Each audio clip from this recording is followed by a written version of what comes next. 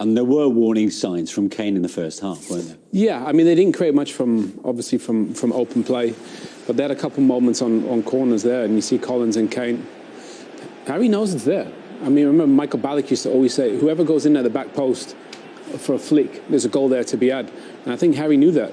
That's a little, slow it down, that little dummy there. Look, Collins, considering they're next to each other, he leaves him for dead too. Almost identical to the first half. So there was warning signs were there with Collins. He got lucky on the first one, unlucky on the second one.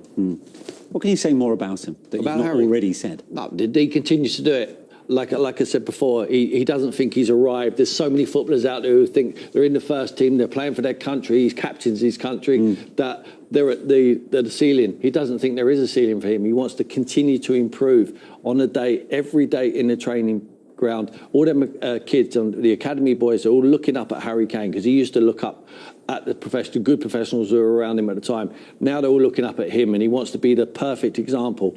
I couldn't speak highly enough of the boy to want to continue to improve. For Antonio Conte, he is a manager's dream. You get him out on a Saturday, you put him away, you bring him back out on the next game day. He's never going to cause you one moment's problem. All he's going to give you is positive vibes around your dressing room. Most Premier League goals for a single club. Is that it now? He's staying at Spurs for the rest of his career for you? I hope so. I hope so. I don't think he moves anywhere in the Premier League now. Obviously, he made it very clear he wanted to go to Man City, but who wouldn't? Yeah. We've seen what Haaland's done since he's in there. If you're a goal scorer, you want to go to the team who creates the most chances. Other than that, he won't go to anywhere else, I wouldn't suggest, in the Premier League. So hopefully he stays in the Premier League, he stays at Tottenham, and he breaks Alan Shearer's record.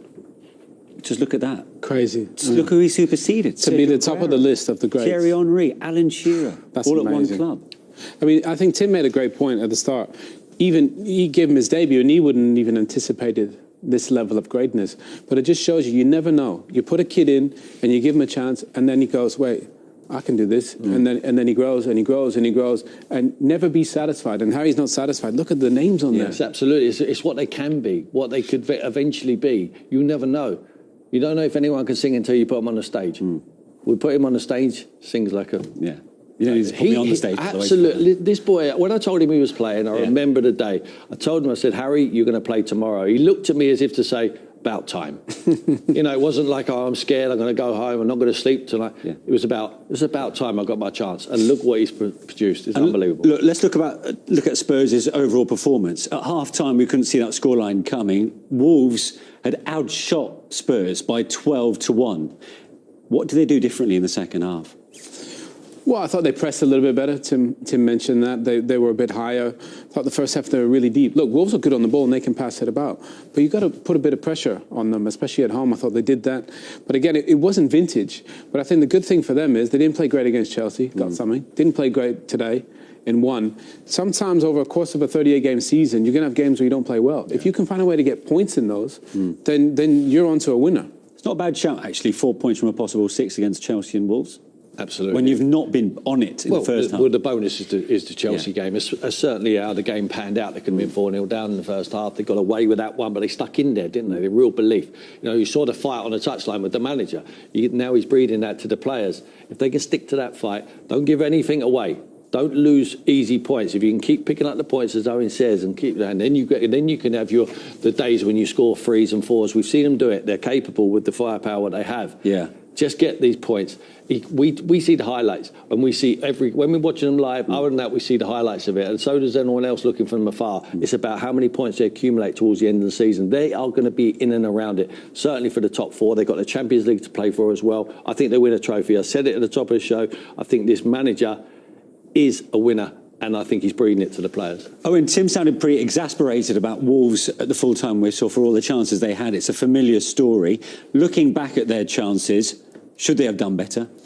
Well, they should have scored, I think, one at least. Nunez, that's the young player that they just signed for all the big money. He played great today. You know, he probably had 2 of the biggest ones. I mean, let's be honest. You know, if that goes in, then it's an absolute worldie. But they had so much good possession, almost 50-50 with Tottenham. You know, Nuri just takes a heavy touch there, but nothing was super clear-cut. You know, I thought they played some really good stuff, but you'd like to think with all these really good attacking players, you know, they should have 5 or 6 players that should get at least 10-plus goals inside. And they were one of the lowest-scoring teams in the division last season, Manish. That can't be. I know they're a good defensive side, but offensively, this group, I think, should score more goals. It looks like, when you watch them play, it looks like they have to play so well to win football matches. They need that scruffy finisher, and that ball just drops. So they're making life harder for themselves. Exactly, they haven't got that. They haven't got the clinical edge, and I think every team needs it, especially when you're fighting for points at the moment. And as I talked about, you do not get them 3 points very, very soon. They start getting wins, then the confidence just lapses. Okay, let's hear from Spurs' match winner, and not for the first time, of course. Here is Harry Kane. Harry, another landmark to celebrate, 250 goals for Tottenham. Can you put that into words, what it means? No, obviously a nice achievement to have for sure. Always better when you win the game as well and get the 3 points. So, no, really tough game today. Credit to the boys. We dug deep in the first half. And then second half, I thought we'd come out of a real intensity and obviously got the goal and then played well from then on in. So, great day all round. Was there anything in particular that Antonio Conte said to the lads at half-time to turn it around? I think we switched the formation a little bit the way we wanted to press, and then just to bring more intensity with and without the ball.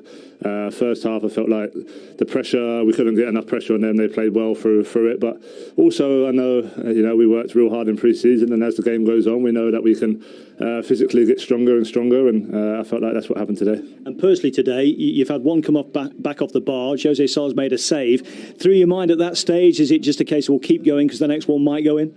Yeah, absolutely. I keep saying it every time I do interviews. You're going to miss chances as a striker. You just got to be ready for the next one. So, like I say, I had one off the bar in the second half there. But yeah, from corners, I feel like we've worked a lot this year and just always ready for the next opportunity. Winning is the most important thing, as you said, Harry. But to stay up there all season, it's going to take different performances to get victories. Sometimes you can blitz oppositions like Southampton opening day. Today, it was a harder game. Yeah, in the Premier League for sure. Throughout the whole season, you're going to come up against tough teams every game, and you have to sometimes not be at your best, but still find a result. We done that last week against Chelsea. We done that again today. So we know we can improve, and that's the good thing that we're still picking up results, knowing that we can play better. So yeah, we'll go away. We've got a nice little break until Nottingham Forest next week, and then the games really come thick and fast after that. Top of the table. We got away with it, he said. It's not a bad knack to have, is it? All champions have to. If you want to win trophies or want to win silverware like their manager has, he would be instilling this into them, wouldn't he? He'd be telling them, don't have to be pretty all the time, boys. Just get over the line. Just get as many points as we possibly can. Interesting, Harry mentions pre-season there, how hard they work. Fitness. So towards the end of the games, they're coming strong. They're coming strong. They're almost saying to the opposition, we are going nowhere. We are going to be there. If we as one goal in it. If they suffer like they did last week out of possession, they go 1-0 behind. Don't go 2-0 behind. Stay in the game. You always got a chance when you've got clinical finishers.